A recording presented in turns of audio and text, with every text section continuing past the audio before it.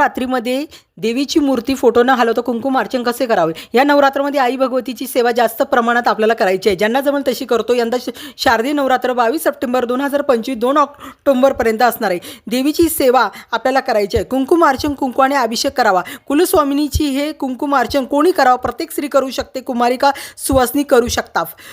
फक्त सुतक विटाळ असेल तर नाही करू शकत. कुंकुमार्चन याचा अर्थ काय आहे हे पहिलं समजून घ्या.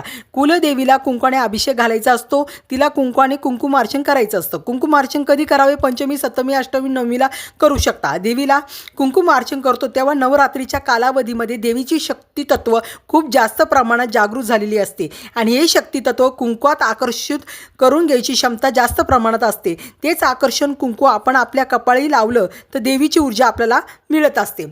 तर कुंकुमार्चन आपण करतो त्यावेळेसला ओम क्लीं क्लीं चामुंडाचा मंत्र जाप करायचा आहे आणि मंत्र जाप केल्यानंतर हे कुंकू आपण जेव्हा महत्त्वाच्या कामासाठी बाहेर जातो तेव्हा हे कपाळी लावायचे. कोणाला द्यायचं नाही आहे कुंकू. दुसरं, फोटो न हलवता सुपारीला कुलस्वामिनी म्हणून किंवा श्रीयंत्रावर तुम्ही करू शकता. सुपारीला पहिलं पाणी टाकायचे, त्यानंतर पंचामृताने अभिषेक करायचे, त्यानंतर कुंकुमार्चन आपल्याला करायचं आहे फोटो न हलवता किंवा श्रीयंत्रावर करू